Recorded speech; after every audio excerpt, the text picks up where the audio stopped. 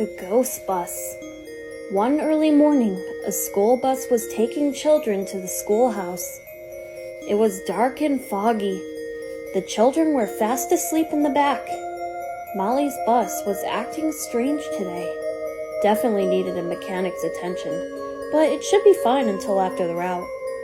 Molly came to the railroad tracks. No train was coming, so why stop? But some reason she did. But it wasn't Molly's fault.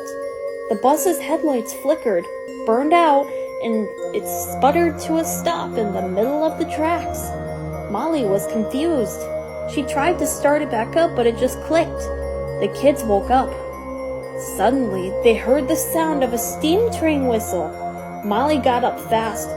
"Everyone out the back door," she yelled. But the door wouldn't open.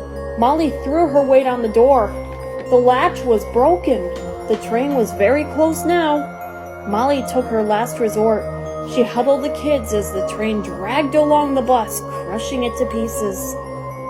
Some drivers say the driver's ghost never forgave herself, and every anniversary of the accident, the students are doomed to repeat their deaths. Molly protects those other buses who cross those tracks. If you stop on the tracks, the students push your bus to safety, and Molly steers. The new driver, Sandy, didn't believe it. Those tracks were abandoned for years. Bethany sighed. "I still wouldn't go there if I were you," she said, "even though it's a quicker way to school."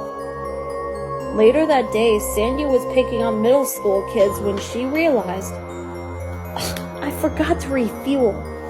To conserve fuel, Sandy decided to take the abandoned tracks shortcut. The road was unpaved and dusty. Nobody was around, just trees, abandoned farms, and houses. The tracks were overgrown. Sandy turned off her two-way radio as it had no more connection. As she approached the tracks, her bus jerked and died in the middle of the tracks. "Oh shoot, the mechanic is going to kill me," she thought, "and I'll be late. Can't believe I ran out of fuel here. Hopefully someone lives here." Suddenly, there was the sound of a big steam engine whistle. How?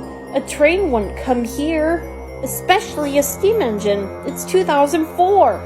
But there, a transparent figure of a raging steam locomotive was coming fast. Sandy panicked, confused. She was about to leave the bus when suddenly the bus roared to life by itself. What? The engine was now dangerously close. Without another thought, Sandy floored the gas. The bus jerked off the tracks. Then everything was suddenly silent. Dead silent. Sandy looked at her gauges. Everything was full and well. Nothing was wrong.